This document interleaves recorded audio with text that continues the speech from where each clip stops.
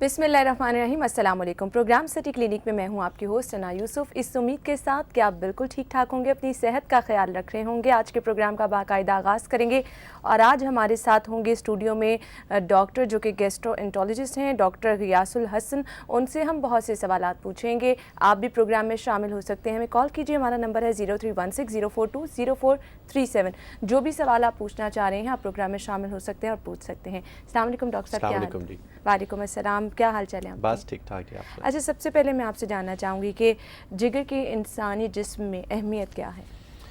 जिगर इंसानी जिस्म का एक इंतहाई मेजर पिलर है और इसका निज़ाम के अंदर इंतहाई अहम रोल है। जो हम खाते हैं, जो हम पीते हैं, उसको हज़म करने के अंदर जिगर का एक इंतहाई वाइटल रोल है। जिगर खून के अंदर प्रोटीन की मिक़दार, ग्लूकोज़ की मिक़दार, चिकनाई की मिक़दार, इन सब चीज़ों को कंट्रोल करता है।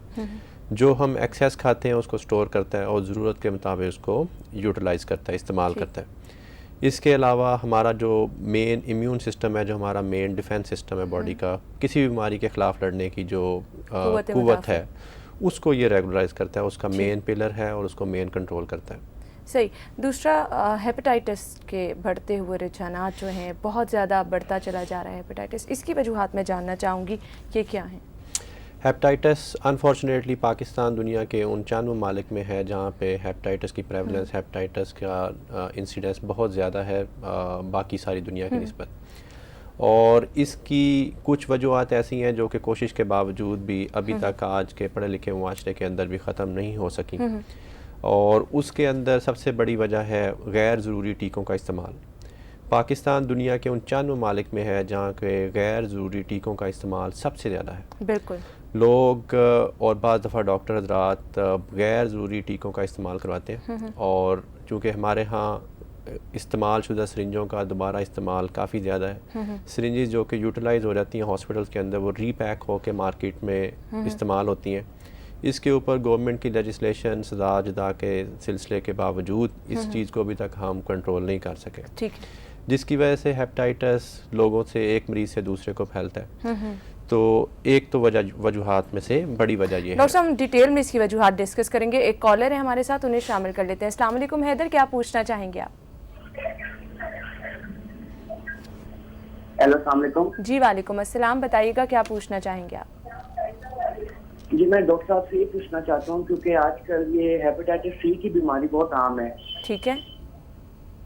इसके एहतियात क्या हैं और यानी कि इसकी जो एक प्रॉपर मेडिसिन थी सॉल्टी, इसके अलावा भी अब मार्केट में 3-4 मैंने देखी हैं जो यानी कि उसी तरीके कार की हैं। मैं ये भी जानना चाह रहा हूँ क्या वो हमें फ़ायदा दे सकती हैं वो दवाई हेपेटाइटिस सी के लिए? ठीक है हैदर, आप हमारे साथ रहेगा ऑन एयर, डॉक्टर साहब आपके सवाल का जवाब देंगे। हेपेटाइटिस सी की जो मेडिसिन जिसका ये जिक्र कर रहे हैं, फॉस्फोबिर के नाम से पूरी दुनिया में इस्तेमाल हो रही है। ये इंतहाई मौसर दवाई है हेपेटाइटिस के ख़िलाफ़ और इसकी एफिकेसी रफली को 98% है। ऐसे लोग जिनको नई हेपेटाइटिस सी की तकलीफ़ है, जिनके अंदर हेपेटाइटिस सी की तकलीफ़ पुरानी हो जाती है, 10 से 12 साल गुजर जाते हैं, या जिगर के ऊपर श्रिंकेज के असरात आने लग जाते हैं, या जिगर सख्त हो जाता है, उसके अंदर इस दवाई की एफिकेसी रफली कोई 85% है। तो ये दवाई पहले दुनिया में एक ही कंपनी बना रही थी, अब बहुत सारी कंपनीज़ को लाइसेंस इशू किया गया है। सेम दवाई है, उसकी एफिकेसी भी ऑलमोस्ट सेम है। ठीक है, आपके सवाल का जवाब डॉक्टर साहब ने दिया है। डॉक्टर साहब, हम गुफ्तगू का सिलसिला आगे बढ़ाएंगे। हम वजूहात डिस्कस कर रहे थे कि क्या वजूहात हैं जो हेपेटाइटिस इतना फैलता जा रहा है। हेपेटाइटिस बी और सी की मेन रीज़न जिसको हमने अभी डिस्कस किया कि गैर ज़रूरी टीकों का इस्तेमाल है, इस्तेमाल शुदा सरिंजों के दोबारा इस्तेमाल थे। इसी तरह बहुत सारे सोशल ऐसे नॉर्म्स हैं जो कि हमारी सोसाइटी का हिस्सा बन चुके हैं, जैसे कि आकुपंक्चर के लिए इलाज करवाना। वो लोग भी नीडल्स जो सुइयाँ इस्तेमाल करते हैं बार बार, उसको प्रॉपर स्टरलाइज नहीं करते और एक से दूसरे को ट्रांसमिट हो जाती हैं। गैर मुस्तनद डेंटिस्ट से इलाज करवाना, ये जो रोड साइड पे डेंटिस्ट बैठे हैं उनसे हम लोग इलाज करवाना सिर्फ पैसों के बचाव की खातिर तरजीह दे देते हैं। ये लोग काफ़ी एक मेजर सोर्स हैं हेपेटाइटिस को स्प्रेड करने का। इसी तरह जोंकों के ज़रिए कुछ लोग इलाज करवाते हैं देहातों के अंदर। हजाम के पास कील मुहासों का इलाज एक ऐसी चीज़ है जो कि अभी तक आपको शहरों में भी देखने में नज़र आती है। और वो एक ही सुई को जिसको बार बार यूज़ करते हैं बगैर किसी स्टरलाइजेशन के, तो एक वो ऐसा डॉक्टर साहब हमारे यहाँ ब्यूटी पार्लर्स में भी ये रुझान देखने में आ रहा है। बहुत बहुत अच्छे ब्यूटी सैलून्स हैं जहाँ पर अभी भी ये रुझान देखा जा रहा है कि इक्विपमेंट्स आप एक ही तरह के यूज़ कर रहे हैं, फेशियल के लिए आप चीज़ें जो यूज़ कर रहे हैं वो एक ही तरह की यूज़ कर रहे हैं, तो ये भी नुकसानदेह है क्या? लोगों का ये ख्याल है कि चूँकि जो चीज़ इस्तेमाल हो रही है उसके ऊपर ब्लड नज़र नहीं आ रहा, तो ये बिल्कुल साफ़ है। तो मैं ये बताना चाहता हूँ कि एक माइक्रो ड्रॉप ऑफ ब्लड जो कि आपकी आंख, इंसानी आंख देख भी नहीं सकती, वो हेपेटाइटिस के ट्रांसमिशन के लिए काफ़ी है। अच्छा। तो हमें बहुत ज़्यादा एहतियात की ज़रूरत है। लोगों को चाहिए कि शेव खुद करें और अपनी शेविंग किट्स, अपनी बार्बर किट्स अलग रखें और इस चीज़ के ऊपर मत तसल्ली करके बैठ जाएं कि जो ब्लेड नया इस्तेमाल हो रहा है उसके साथ आपको बिल्कुल प्रोटेक्शन मिल गई है। ठीक, हमारे साथ एक कॉलर है जाहिद बुखारी, उन्हें शामिल कर लेते हैं। अस्सलाम वालेकुम जाहिद बुखारी, क्या पूछना चाहेंगे आप?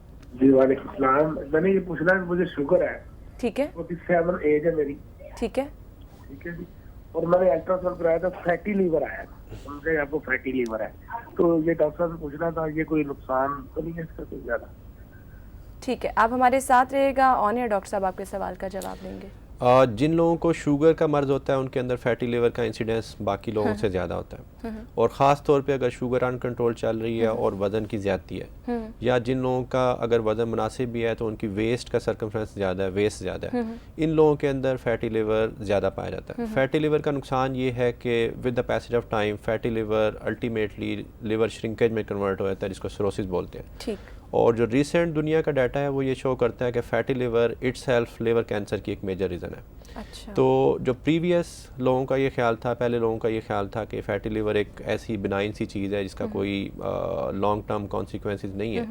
तो अभी का जो दुनिया का साइंस का लिटरेचर है वो ये कहता है कि ये जिगर के कैंसर की मेजर वजह है और नंबर 2 ये अल्टीमेटली जिगर की फेलियर की रीज़न बन जाता है। ठीक है डॉक्टर साहब, मैं आपसे ये भी जानना चाहूँगी, जैसा कि आपने इसकी कॉमन इतना है बता दिया कि वजूहात क्या क्या हो सकती हैं, अब लोगों को सिम्टम्स नहीं पता, लोगों को पता ही नहीं कि किन इलामात पे जो है उन्हें डॉक्टर के पास जाना चाहिए और अपना तमाम चेकअप कराना चाहिए। चेकअप के बारे में भी मैं आपसे जानना चाहूँगी। सबसे पहले मैं आपसे ये जानूँगी कि इसके इलामात क्या क्या हैं।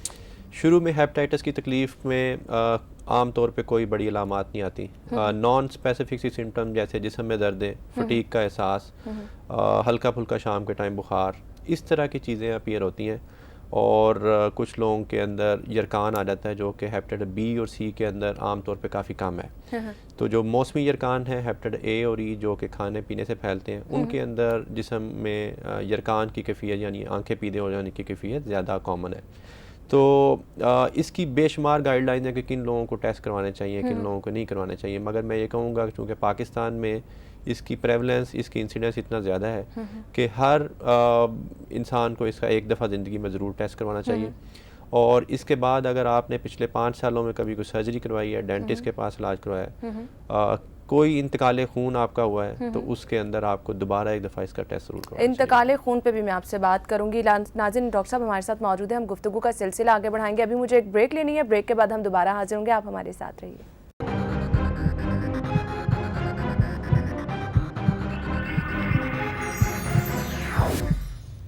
ब्रेक के बाद आपको एक बार फिर से खुशामदीद कहेंगे। डॉक्टर गियासुल हसन हमारे साथ स्टूडियो में मौजूद है, उनसे हम बहुत से सवालात करेंगे। आप भी प्रोग्राम में शामिल हो सकते हैं, हमें कॉल कीजिए। हमारा नंबर है 0316-042-0437। इस पे आप कॉल कर सकते हैं और जो कुछ आप पूछना चाह रहे हैं पूछ सकते हैं।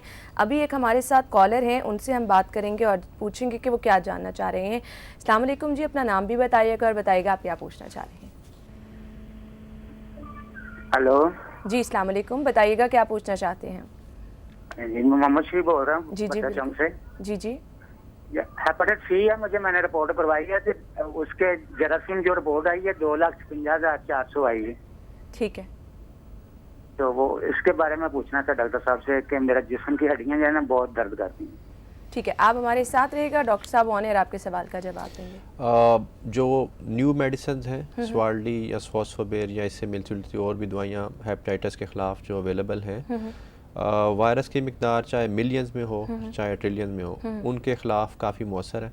ठीक, इनको चाहिए कि एज़ सुन एज़ पॉसिबल जल्द से जल्द अपना इलाज करवाएं, अपने बाकी टेस्ट करवाएं और जिगर का जो स्टेटस है उसके अकॉर्डिंगली अपने डॉक्टर को मिले और नई दवाइयों के साथ 2 लाख हो या 10 लाख हो या 10 करोड़ हो, उसका इलाज मुमकिन है।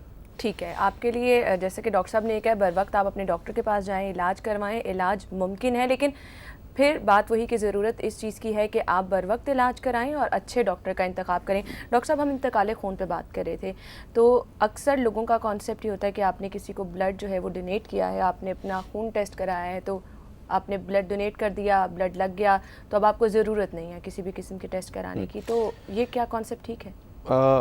इस तरह के लोग काफ़ी ज़्यादा रिपोर्ट करते हैं कि जी मैंने किसी को ब्लड दिया है पिछले महीने और मेरा हेपेटाइटिस बी और सी का टेस्ट बिल्कुल नॉर्मल था।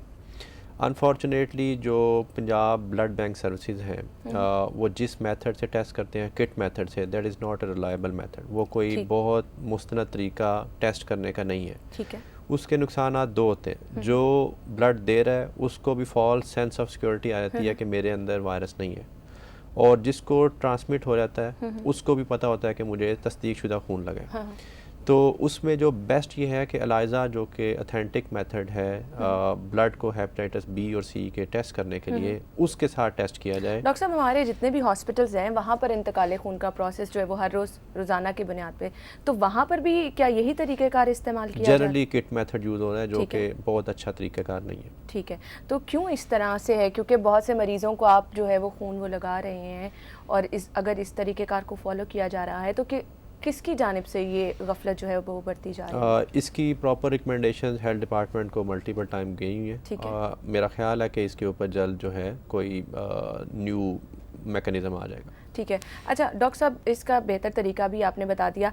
अब दूसरा एक जो हमारे सोसाइटी का बहुत बड़ा अलमिया है वो ये है कि हमारे यहाँ एक मखसूस तबका है जिन्होंने खाना बाहर से खाना है, और वो रोज़ाना की बुनियाद पर उनकी ये रूटीन देखने में आती है कि मुख्तलिफ़ रेडियों से खाना खा रहे हैं, छोटे छोटे होटल बने हैं जहाँ से वो खाना खा रहे हैं।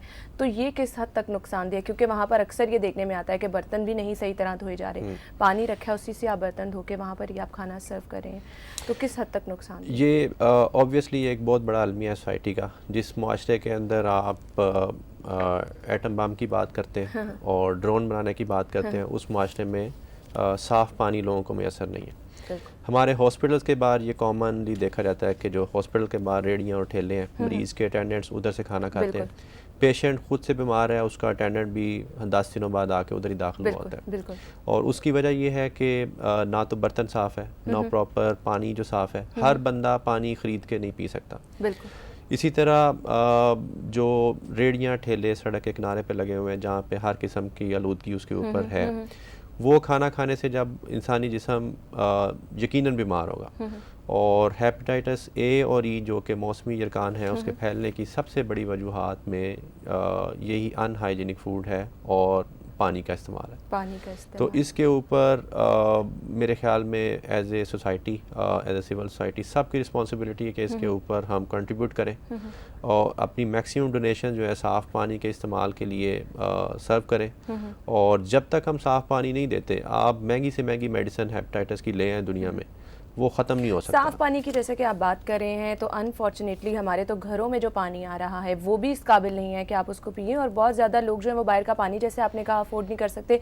तो इसका मेरे ख्याल से बेहतर हल यही है कि आप पानी बॉयल करके उसको इस्तेमाल कर लें। पानी के बॉयल का भी ये है कि जब पानी आप बॉयल करने लगे तो जब वो बॉयल होने लगे तो 10 मिनट तक उसको बॉयल होने दें। ठीक। उसके बाद उसको ठंडा करें और फिर उसको इस्तेमाल। हमारे साथ एक कॉलर है मोहम्मद हुसैन। अस्सलाम वालेकुम मोहम्मद हुसैन, क्या पूछना चाहेंगे आप? वालेकुम सलाम। डॉक्टर साहब से मैंने क्वेश्चन करना था। मुझे ना हेपेटाइटिस सी है। ठीक है। मैंने ना इंजेक्शन वगैरह लगवा लिए हैं, दोबारा वायरस है ना डिटेक्टेड हो गया है। ठीक है। तो आप जो डॉक्टर साहब ने नई बताई है मेडिसिन, वो यूज करना चाहता हूँ, लेकिन उससे पहले मैं डॉक्टर से मिलना चाहता हूँ क्लिनिक पे। ठीक है।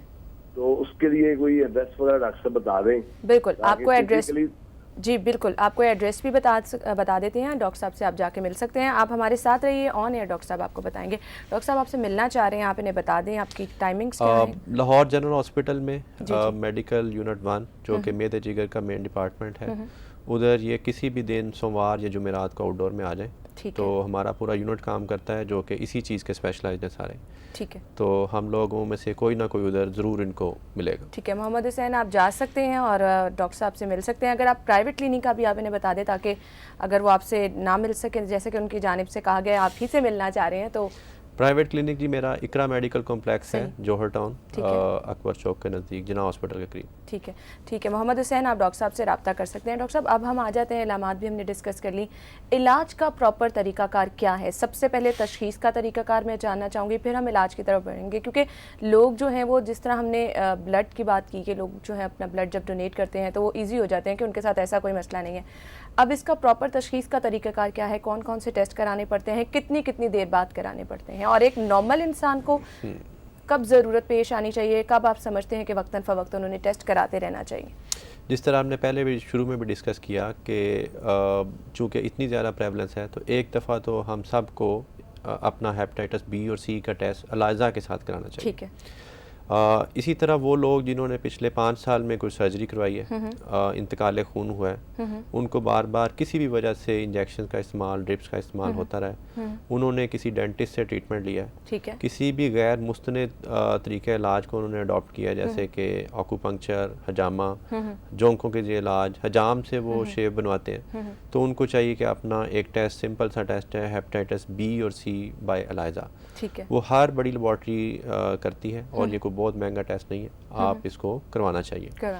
और जिन लोगों को हेपेटाइटिस इस इनिशियल टेस्ट में डिटेक्ट होता है, उसके बाद फिर स्पेशल टेस्ट है जिसके अंदर पीसीआर और वायरस की किस्म को देखने के लिए टेस्ट मौजूद है। ठीक है, अब इलाज का क्या तरीकाकार है उस पर मैं आपसे बात करूंगी। एक कॉलर है हमारे साथ, उन्हें शामिल कर लेते हैं। अस्सलाम वालेकुम जी, अपना नाम बताइएगा और ये भी बताइएगा आप क्या पूछना चाहेंगे। जी वालेकुम अस्सलाम, मैं सीता बुखारी बात कर रही हूँ, ठीक है। लाहौर से। जी जी जी, मैंने फैटी लिवर के बारे में पूछना था। हमने टेस्ट करवाया था तो उसमें फैटी लिवर आया था।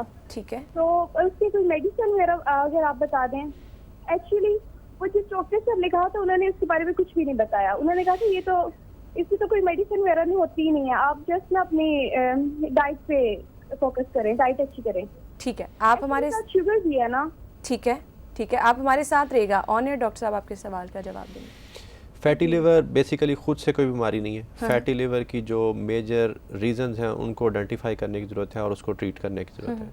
फैटी लिवर उन लोगों में जिनका वज़न ज़्यादा है, फैटी लिवर हो जाता है, ख़ास तौर पे जिनकी वेस्ट सर्कमफ्रेंस ज़्यादा है। औरतों के अंदर 88 सेंटीमीटर और मर्दों के अंदर 102 सेंटीमीटर। इससे ज़्यादा जिनकी वेस्ट है उनको चाहिए कि अपनी वेस्ट को कम करें। नंबर 1। शुगर के मरीज़ों को चाहिए कि अपना सख्ती से शुगर को कंट्रोल रखें, वॉक रखें, और खाने पीने में जो एडिशनल फ़ैट्स हैं उनको बंद करें।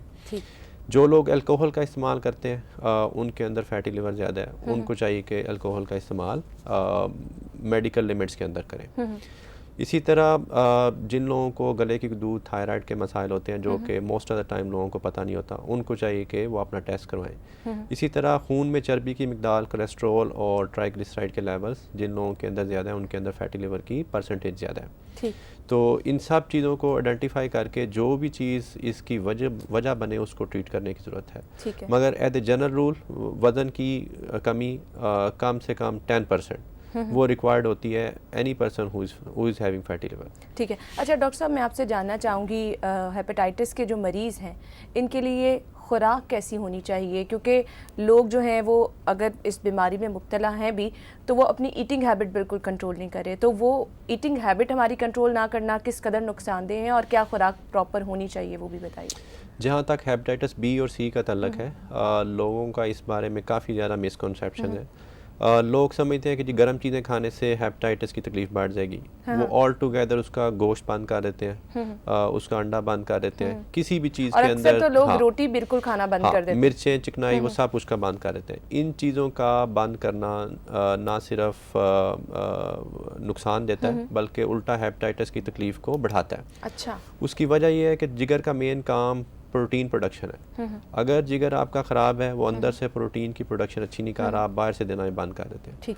तो शुरू की तकलीफ़ में हेपेटाइटिस के लिहाज से हेपेटाइटिस बी और सी के रेलेवेंट कोई बड़ा परहेज़ नहीं है, सिवाय इसके कि आप सेहतमंद खाएं, अपना वज़न मुनासिब रखें। ठीक है। जब एक दफ़ा तकलीफ़ एक ख़ास हद से बढ़ जाती है, जैसे कि जब तकलीफ़ को 14-15 साल गुजर जाते हैं, जिगर खुरदरा होने लग जाता है, लोगों के पैरों पे हल्की फुल्की सोजिश आने लग जाती है या पेट में पानी आने लग जाता है। ठीक है। उस वक्त जो वाहिद परहेज़ आम तौर पे रिक्वायर्ड होता है वो है नमक का बंद करना। ठीक है डॉक्टर साहब, हम यहाँ से गुफ्तगू का सिलसिला आगे बढ़ाएंगे। कॉलर हैं, उन्हें शामिल कर लेते हैं। अस्सलाम वालेकुम जी, क्या पूछना चाहेंगे आप?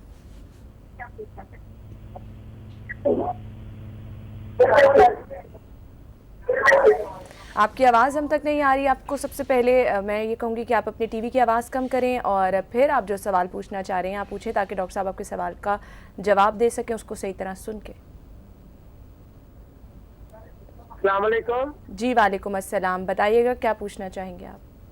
मैंने ये पूछना था कि मेरी वालदा को ना हेपेटाइटिस है और साथ शुगर भी है, उन लोगों को सांस बहुत आता है, तो मैंने इस बारे में पूछ रहा था सिलसिले में। ठीक है, आप हमारे साथ रहेगा ऑन एयर, डॉक्टर साहब आपके सवाल का जवाब देंगे। डॉक्टर साहब इनके सवाल का जवाब देंगे, लेकिन नाज़िन मुझे अभी एक ब्रेक लेनी है। ब्रेक के बाद हम प्रोग्राम में दोबारा हाजिर होंगे, आप हमारे साथ रहिए।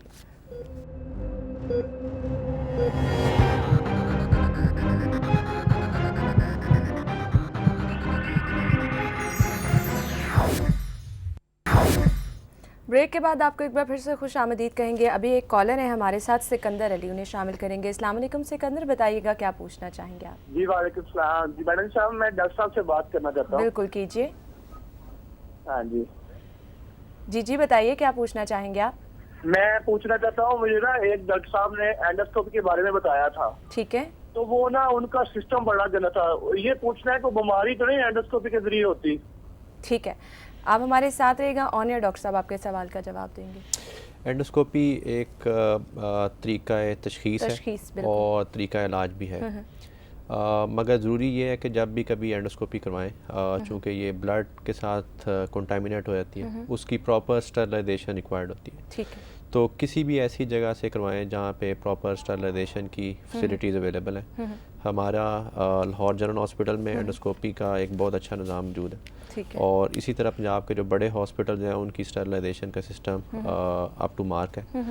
मगर ये है कि बहुत सारे छोटे सेंटर जहाँ पे प्रॉपर स्टरलाइजेशन के सिस्टम अवेलेबल नहीं है, वहाँ पे एंडोस्कोपी भी एक हेपेटाइटिस के स्प्रेड की रीज़न बन सकता है। तो ये एक इंतहाई अहम जिम्मेदारी है एज ए डॉक्टर हम सब की कि हम इसकी स्टरलाइजेशन का प्रॉपर इंतज़ाम करें। अच्छा डॉक्टर साहब, कुछ लोग जो हैं वो एंडोस्कोपी के नाम से ही बहुत ज़्यादा डर जाते हैं, खौफजदा हो जाते हैं, तो मैं ये जानना चाहूँगी कि इसमें कोई ऐसा इतना खौफजदा होने वाला आंसर है तो नहीं?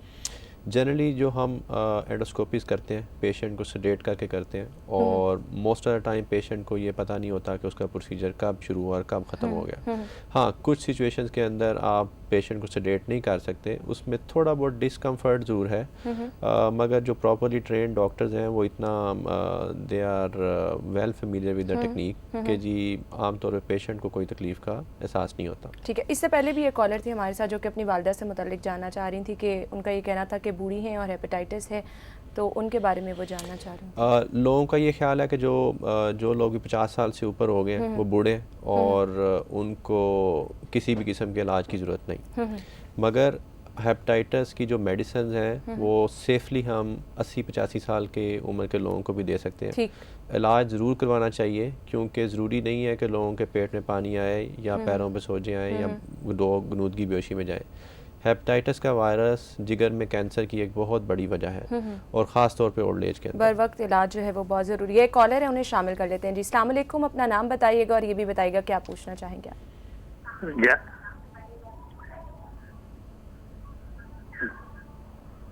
जी बताइएगा आप क्या पूछना चाहेंगे? जावेद कुरैशी बोल रहा हूँ। जी बिल्कुल।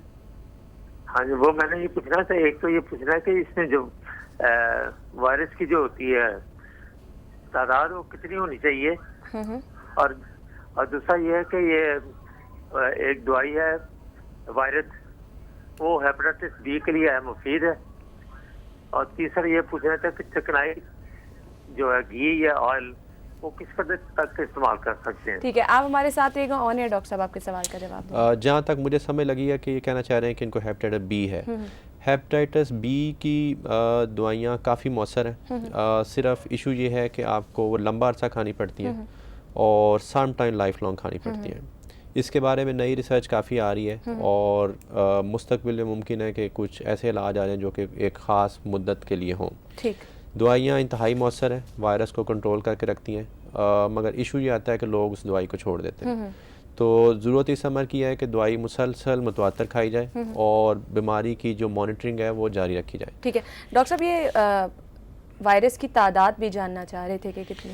वायरस की तादाद का हेपेटाइटिस बी के इलाज के साथ काफ़ी लिंक है कि किस तादाद के ऊपर आपको इलाज करना चाहिए, मगर तादाद के साथ साथ और बहुत सारे फैक्टर हैं जिनको आप कंबाइन करके देखते हैं कि पेशेंट को इस वक्त इलाज की ज़रूरत है या नहीं है, और अगर इलाज चल रहा है तो वो कितना मौसर है। ठीक। तो सिर्फ एक तादाद के ऊपर ना आप डिसाइड कर सकते हैं कि कौन सा इलाज देना चाहिए, और ना आप ये कह सकते हैं कि इलाज कामयाब हो रहा है या नहीं हो रहा। ठीक। हमारे नौजवान जो जिम जाते हैं, सप्लीमेंट यूज़ करते हैं, उस पर भी मैं आपसे बात करना चाहूँगी। कॉलर हैं, पहले उन्हें शामिल कर लेते हैं। अस्सलाम वालेकुम जी, अपना नाम बताइएगा और बताइएगा क्या पूछना चाहेंगे आप। मैं इरफान भी बात कर रहा हूँ सियालकोट से। ठीक है जी, मैं ना वो अपनी वालदा साहब की ERCP करवाना चाहता हूँ प्राइवेट। ठीक तो है। मैं इनसे पूछना चाहता हूँ ये सारा कर सकते हैं ERCP, इनके पास सिस्टम है? ठीक है, आप हमारे साथ रहिएगा, ऑन एयर डॉक्टर साहब आपके सवाल का जवाब देंगे। लोग जो हैं वो खासे परेशान रहते हैं इससे भी कि वो प्राइवेट अस्पतालों का रुख करना चाहते हैं, सरकारी अस्पतालों पे इतना रिलाई नहीं करते, ऐसा ही कुछ ये भी परेशान नज़र आ रहे हैं। जो आपका पहला सवाल था कि जिमिंग वाली मेडिसिन, लोग काफ़ी ज़्यादा पेशेंट्स आज का रिपोर्ट होते हैं हमारे पास हॉस्पिटल्स के अंदर कि यरकान हो गया, और यरकान की जब आप डिटेल लेते हैं तो उसके सारे टेस्ट नॉर्मल आते हैं एक्सेप्ट फॉर द फैक्ट कि जी उन्होंने कोई ना कोई मल्टीविटामिन्स, सब फूड सप्लीमेंट्स, इंजेक्शन यूज़ किए होते हैं, और काफ़ी परसेंटेज इन लोगों में से ऐसी है जिनको अल्टीमेटली लिवर ट्रांसप्लांटेशन कराना पड़ जाता है यंग एज के अंदर। तो मैं इस प्रोग्राम के रेफरेंस से ज़रूर कहूँगा कि लोग जिसको मल्टीविटामिन समझ रहे हैं, जिसको फूड सप्लीमेंट समझ रहे हैं, वो अल्टीमेटली लिवर फेलियर कर सकता है और जानलेवा साबित हो सकता है।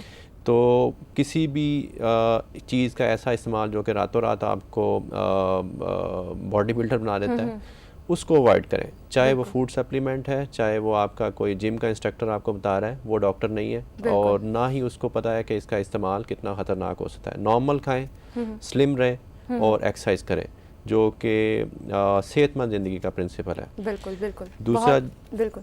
दूसरा जो इनका सवाल था ERCP, ERCP एक ऐसा टेस्ट है जिसमें एंडोस्कोप के साथ जो नाली जिगर से छोटी आंत तक चलती है उसको खोला जाता है, उसके अंदर पत्थर फंस जाते हैं, उसके अंदर ट्यूमर की वजह से ब्लॉकेज आ जाती है।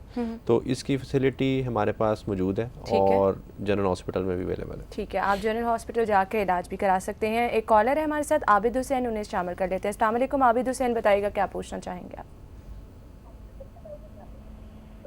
मैं ये पूछना चाहता हूँ, मेरा एक कज़न है। ठीक है। उसने PCR करवाया, तो उसे उन्होंने ना वो बताया T और C नॉट डिटेक्टेड। ठीक है। डॉक्टर साहब उसकी को मेडिसिन पूछ रही थी कि वो प्रॉपर नेगेटिव हो जाएगा ये नहीं, तो मेडिसिन है? अगर आप अपना सवाल दोबारा रिपीट करेंगे तो डॉक्टर साहब आपके सवाल का जवाब दे सकेंगे। अपने टीवी की आवाज़ कम कीजिए और अपना सवाल दोबारा रिपीट करिए। PCR करवाया था मेरे कजन ने। ठीक है। PCR में उन्होंने उसे ना C और B दोनों हेपेटाइटिस की किस्म बताई है, C और B दोनों। ठीक ठीक। लेकिन वो नॉट डिटेक्टेड है दोनों ही। ठीक है, आप हमारे साथ रहेगा, ऑन है, डॉक्टर साहब आपके सवाल का जवाब देंगे। इनका सवाल ये है कि इन्होंने हेपेटाइटिस B और C दोनों का PCR करवाया और इनिशियल टेस्ट के ऊपर दोनों पॉजिटिव थे, मगर जब PCR करवाया तो उसके ऊपर आ रहा है कि नॉट डिटेक्टेड। ठीक। नॉट डिटेक्टेड का मतलब है कि ब्लड के अंदर वायरस नहीं पाया गया। अब इसके अंदर सिनेरियो ये है कि ये बहुत इंपॉर्टेंट है कि किस तरह की लेबॉर्ट्री से ये टेस्ट हुआ है। जो अच्छी लेबॉर्ट्रीज हैं वो वायरस के आम तौर पे 15 इंटरनेशनल यूनिट्स तक भी डिटेक्ट कर लेती हैं, यानी कि लोएस्ट पॉसिबल वायरल लोड को डिटेक्ट कर लेती हैं। एक तो ये बात देखने की ज़रूरत है कि जिस लेबॉर्ट्री या जिस टेक्निक के साथ टेस्ट हुआ है वो प्रॉपर ऑथेंटिकेटेड टेक्निक है कि नहीं। ठीक। और नंबर 2, अगर तो हेपेटाइटिस B है ब्लड के अंदर और वायरस अभी नॉट डिटेक्टेड है, तो फिर भी इस पेशेंट को हर 6-6 महीने बाद अपना PCR करवाना चाहिए, क्योंकि जो वायरस आज नॉट डिटेक्टेड है वो मुस्तकबिल में डिटेक्टेड हो सकता है। सही। और हेपेटाइटिस C का जो PCR है वो भी 3 मंथ्स के बाद रिपीट करना चाहिए। अगर वो 3 मंथ्स के बाद भी नॉट डिटेक्टेड है तो फिर दोबारा करवाने की ज़रूरत नहीं। ठीक है। अच्छा डॉक्टर साहब, क्योंकि वक्त हमारे पास कम है इसलिए मैं आपसे ये जानना चाहूँगी कि हेपेटाइटिस जो बीमारी है ये एक इंसान से दूसरे इंसान में क्या फैल सकती है और क्या एहतियाती तदाबीर अपनानी चाहिए, और एंड पे अगर आप कोई छोटा सा मैसेज देना चाहें वो भी मैं आपसे जानना चाहूँगी। बिल्कुल, ये सवाल आपका बहुत अहम है। इसमें इम्पॉर्टेंट ये है कि हम सबको हेपेटाइटिस बी की वैक्सीनेशन करवानी चाहिए। हमारा जो EPI प्रोग्राम है उसमें बच्चों को वैक्सीनेट किया जा रहा है और बड़ों को भी चाहिए कि जिनको हेपेटाइटिस बी की वैक्सीनेशन नहीं लगी, सबसे आसान हाल ये है कि वैक्सीनेट करें। हेपेटाइटिस सी की कोई अभी तक वैक्सीनेशन नहीं है। एहतियात ही इसका वाहिद तरीका बचाव है। एहतियात के अंदर अहम ये है कि आप गैर ज़रूरी इंतकाल खून से बचें। अगर कभी इंतकाल खून की ज़रूरत पड़ गई है तो प्रॉपर एलाइजा के मेथड से ब्लड को टेस्ट किया जाए और फिर ट्रांसफ्यूज़ किया जाए। ये बहुत ज़रूरी है। बहुत बहुत शुक्रिया डॉक्टर साहब आपके कीमती वक्त के लिए। नाज़रीन, डॉक्टर साहब ने बहुत अच्छी बातें बताई हैं, इस पे आप अमल करके अपनी सेहत का जो है वो बहुत ज़्यादा ख्याल रख सकते हैं। प्रोग्राम का वक्त ख़त्म हुआ चाहता है, मुझे इजाज़त दीजिए। अपना बहुत सा ख्याल रखिएगा। अल्लाह हाफ़िज़।